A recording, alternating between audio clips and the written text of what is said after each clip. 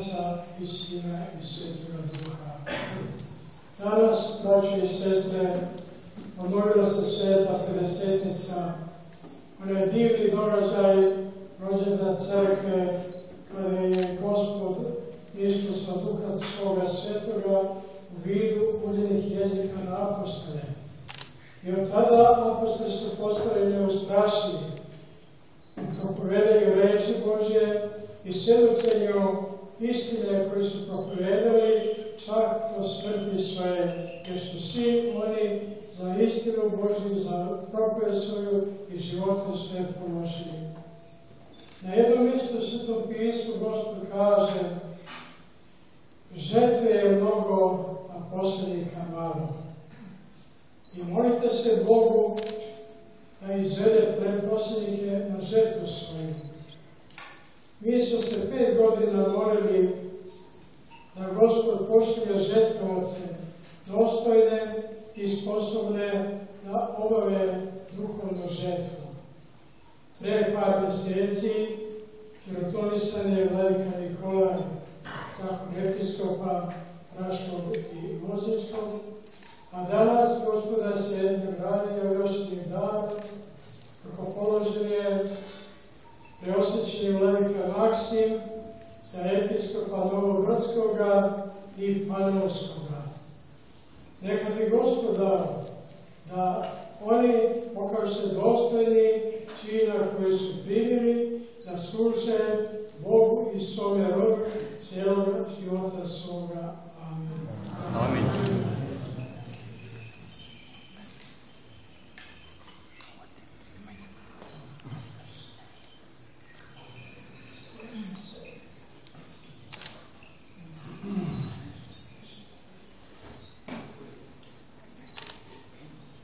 Preosvećeni vladiko i sveti starče Artemije, preosvećeni vladiko Nikolaje, časno sveštenstvo, visokoprepodobni i prepodobni oci i brati monasi, visokoprepodobne i prepodobne matere i sestre monahinje, blagočestivi sabore naroda Svetosavskog, sveti oci nam ostaviše ovo božansko pravilo, sve sa Bogom početi i sa Bogom završiti. Evo i ja svoju reč počinjem u ime tripostasnog Boga, Oca i Sina i Svetoga Duha. Radi potrebe crkve i neophodnosti nastavka naše borbe za očuvanje vere otačke, a po blagoslovu preosvećenog episkopa Artemija i na osnovu odluke Partijskog savjeta naše stradalne ispovedničke eparhije Raško-Prizrenske i Kosovsko-Metohijske u egzilu, hirotonisan sam danas u hor episkopa Novobrdskog i Panovskog. U cilju očuvanja drevne i neizmenjene vere otačke pribjegli smo uspostavljanju isto tako drevne, predanske i crkveno-saborne institucije hor episkopa. Shodno kanonskom predanju napisanom u 37. i 39. kanonu Svetog 5. 6. Vaseljenskog sabora, povereno mi je na našem matičnom eparhijskom području oblast Novobrdska, gde je bilo sedište drevne Novobrdske mitropolije, a u progonstvu u kome i dalje prebiva naša eparhija, određena mi je na staranje oblast Panovska, u kojoj se nalazi manastir Svetu Trojicu u Puniću i sam nastojatelj. Time mi je učinjena velika čast sedenja na apostolskom tronu, jer prvi panovski episkop bio je sveti Andronik, učenik svetog apostola Pavla i jedan od 70 apostola. Vekovima kasnije njegov naslednik na obe tronu bio je sveti Metodij, arhijepiskop Panonski, brat svetog Kirila slovenskog prosvetitelja. Blažen uspomen je sveti Ćelijski tajnovidac i životopisac Justin. Zapisao između ostalih i sljedeće riječi u žitiju svetog Fotija Velikog. Ispovedati i braniti veru u pravoslavlje veće od svih drugih vrlina. Nijedna druga vrlina, vele sveti oci, nije pred Bogom tako velika i za crkvu tako korisna, kao ispovedanje i branjenje prave i istinite vere. Jer istina je Bog i ljubav prema istini Božjoj i ispovedanje Bogodane istine u crkvi, to jest istinite crkvene vere, oslobađa i osvećuje i spasava nas ljude. Ovim strašnim danima za crkvu pravoslavnu i veru otačku ostavljam da se pre svega držimo ovakvog svetotačkog iskustva i pouke, kao naše glavne smernice i orijentira. Pravda Božja i istina Božja, pre svega istina vere pravoslavne u ovome svetu, ide na nogama stradanja, kako nas uče sveti oci, To nam potvrđuje i duhovno mučeničko ispovjedničko iskustvo crkve. Na ovom svetu crkva prohodi svoj put, a to je zapravo put njenog osnivača i utemeljitelja, njene večite i neodvojive glave Hrista, jer je crkva, Bog čovjek Hristos, produžen kroz vekove po rečima svetog Justina Ćelijskog. Taj put polazi od Golgote, koju crkva doživljava i preživljava u njenom istorijskom postojanju, bivstvujući u ovome svetu, dok preko njeg redi ka vaskrsenju, ka svojoj skatološkoj smjernici, to jest ka večnom blagobitju u Hristu. Golgota i krst jedini vode u vaskrsenje, a vaskrsenje u večnost carstva nebeskog. To je put crkve i svih nas u crkvi. To je put koji nam je zacrtao i trasirao sam podvigonačelnik i savršitelj našeg spasenja Isus Hristos. Zato je najumesnije da svoje današnje prvo arhipastirsko slovo ukrasim rečima svetog ispovednika vere pravoslavne, episkopa Varnave Nastića, koji se sa raspao na Golgoti crkve i sa vaskrsom njenim vaskrsenjem u carstvu nebeskom. Svoju pristupnu besedu na dan Hirotonije započeo je sljedećim rečima. Visina časti po Hristovom merilu dodeljuje se ljudima prema visini spremnosti na žrtvu. Oni koji beže od žrtve, beže i od jedine časti pod ovim Božjim suncem za koje je vredno boriti se. Vreme komunističkog bezbožja u kome je ovu besedu izgovorio sveti ispovednik Varnava bilo je za crkvu teško i strašno. Naše vreme je po mnogo čemu slično. Zato poput njega i ja, episkopski čin koji sa strahom i trepetom primam, doživljavam, shvatam i prihvatam kao poziv na uspinjanje na svoju Golgotu i kao čast koja smeri spremnost na žrtvu i stradanje. Spremnost na podnošenje svake žrtve, truda i stradanja u cilju propovedi i širenja vere hrišćanske bila je osnovna pokretačka vrlina svetih apostola. Od njih pa sve do danas takva spremnost je prevashodno opredeljenje i osjećaj kojim se rukovodi svaki istinski pastir crkve Hristove, svaki pravoslavni episkop. Primajući sa njima ravnočasnu apostolsku blagodat episkopstva, svestan sam da time primam obavezu da sledim takav njihov program rada i delanja, uzdajući se u Hrista Spasitelja, koga su oni propovedali. Svakdašnja uteka za hrišćane jesu apostolske reči. Kako se stradanja Hristova umnožavaju na nama, tako se i uteka naša umnožava kroz Hrista. O njihovoj istinitosti najživlje i najuverljivije svedoči duhovno razrastanje naše eparhije u uslovima progonstva. Izobilje blagodati koje nam je Bog u ovim vremenima stradavanja i odkojavanja na poziciji pravoslavne vere daruje, pre nekoliko meseci projavilo se između ostalog u vidu Hirotonije episkopa Nikolaja, a danas u vidu ove Hirotonije. Ti duhovni plodovi dela su ruke Božje, a proizrazni su iz istinske revnosti za očuvanje svete vere pravoslavne i jedne svete saborne i apostolske crkve. Zato sve što smo uz Božju pomoć do sada radili i što smo uradili u našoj eparhiji zaključno sa ovom Hirotonijom ima taj sveti uzvišeni cilj, a to je očuvanje pravoslavne vere i crkve Hristove. Ovo je jedini pravi smisao i sadržaj i današnjeg svetog sabranja, ovog pedesetničkog svetoduhovskog događaja pod svodovima ljuljaške obitelji i nad časnim grobovima blaženopočivših njenih ktitora, odvažno prote Tome i protivnice Milice.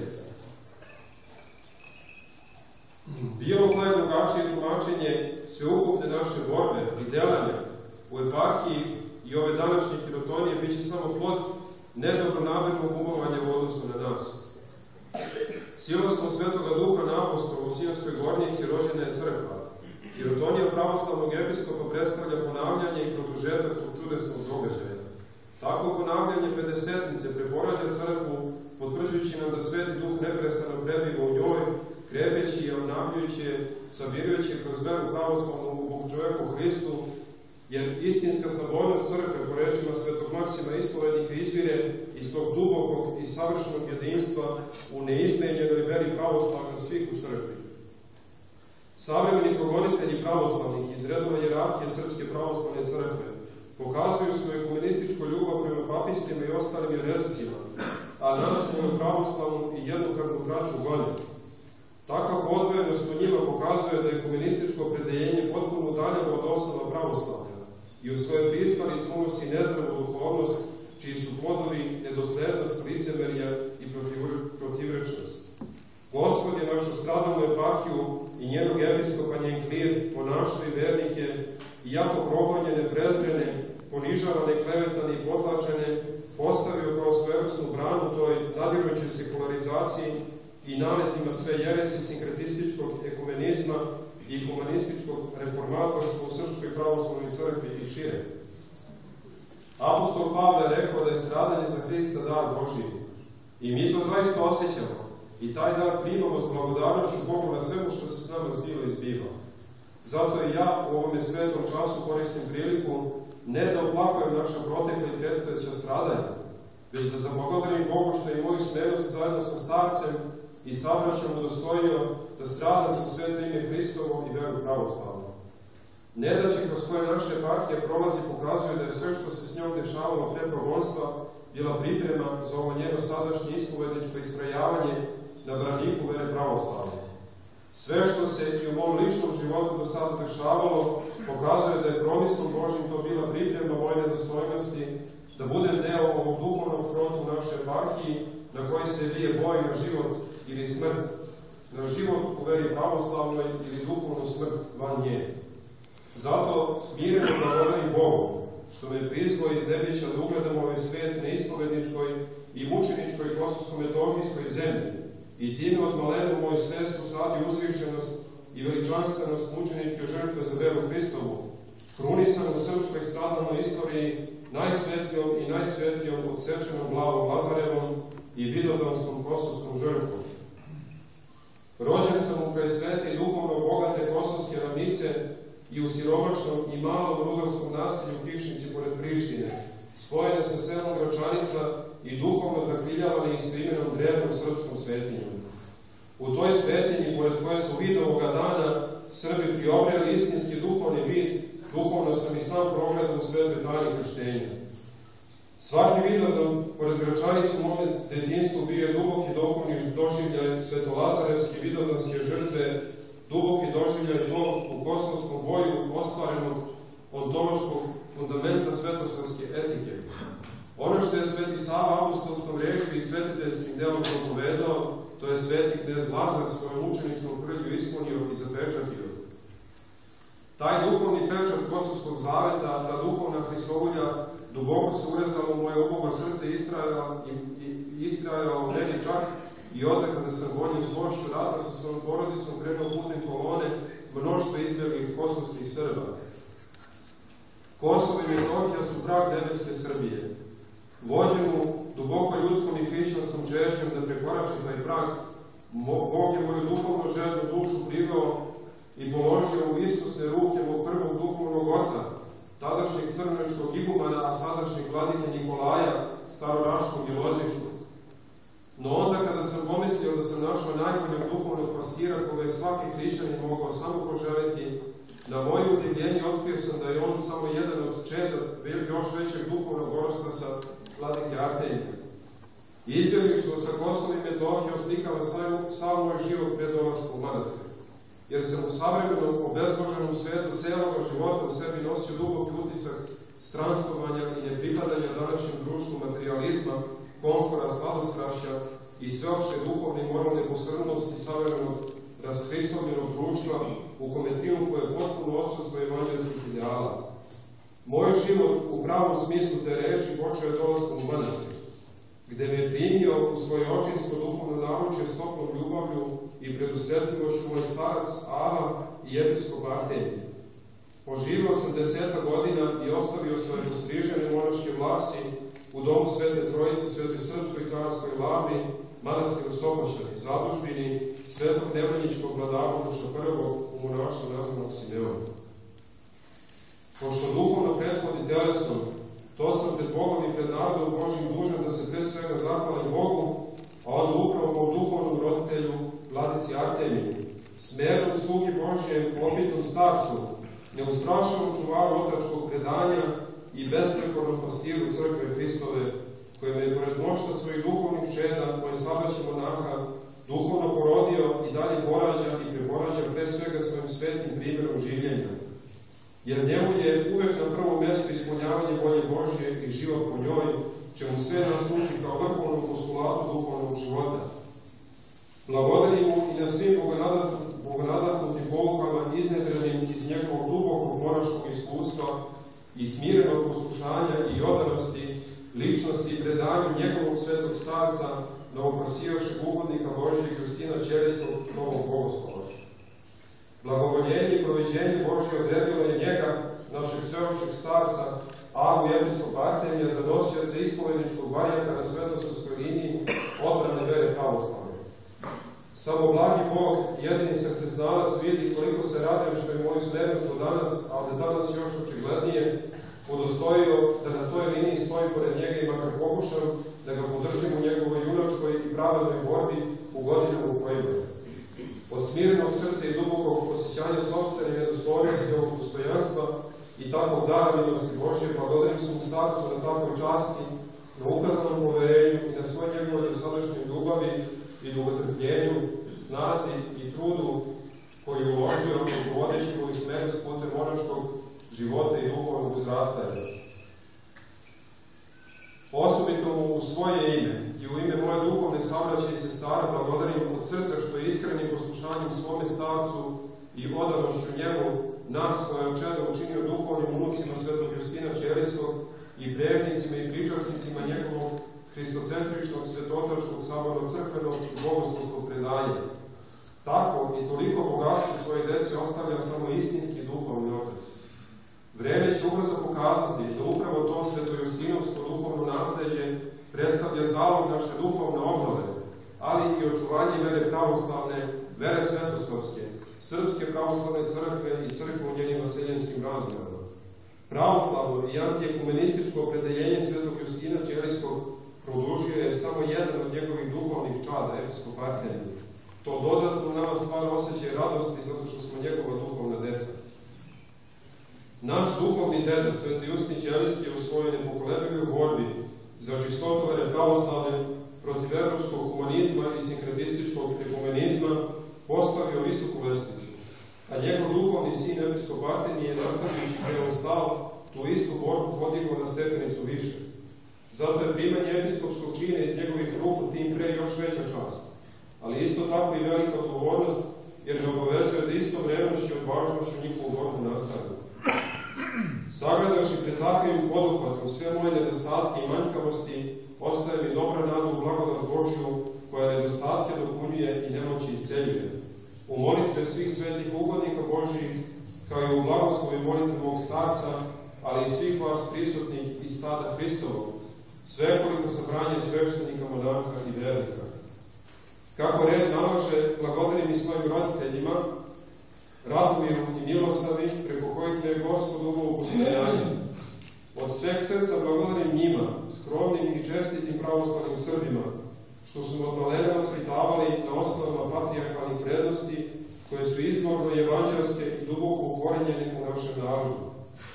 Ovu blagodarnost dužni smo ukazivati svojim roditeljima po zapovesti Gospodnje, ali i po rečima svetog vladike Nikolaja Žičkog koji veli da je životni put svakoga od nas natopljen očajnim znojem i majčinim suzama. Hvala njima i svoj mojoj familiji i prijateljima na podršci u mom bogoslovskom obrazovanju i monaškom stremljenju, kao i na razumevanju u svim proteklim nejednostavnim godinama u Srpskoj pravoslavnoj crkvi i u našoj eparhiji. Koristim ovu priliku i da od sveg srca čestitam na postojanom nošenju krsta dvostrukog ispovedništva, to jest ispovedanja vere pravoslavne i istrajavanja u odanosti starcu koje ravno ispovedanju vere, svojih sabraći, monasima i sestrama monahinjama i ujedno im blagodarim na njihovoj ljubavi, smirenju i trpljenju, kojima su do sada nosili i pokrivali sve moje nedostatke i slabosti, onako kako to čine samo istinska braća i sestre.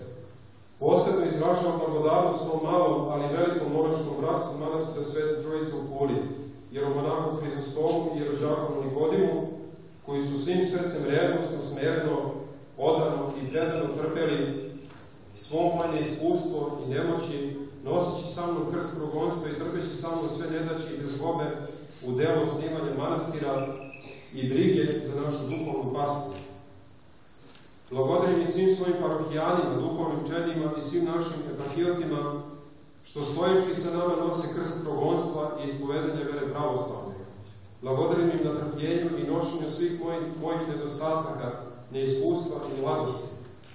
Gospod, nek uzvrati njima i svim prijateljima bližim i daljim koji saučestvuju u životu i borbi naše eparhije na bilo koji način, makar i jednim molitvenim sa stradalim uzrokom.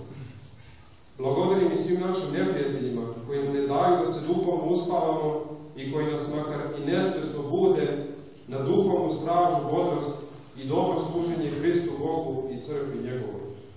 Na kraju, sažetak sveg našeg programa rada i življenja jeste namera i cilj da ostanemo na putu Božjem, na putu apostola, mučenika i svetih otaca, a Bog je taj koji čuva svoju crkvu, brani je i spasava.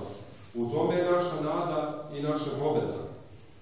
Završavajući ovim svoju reč, na samom kraju kao i na početku, blagodarim zbog svega i za sve velikom arhijereju čoveku Hristu, u Svetoj Trojici slavljenom sa Otcem i Svetim Duhom, prizivajući na pomoć sebi i svima nama, blagodat njegovu i molitve presvete Bogorodice i svih svetih. Amin.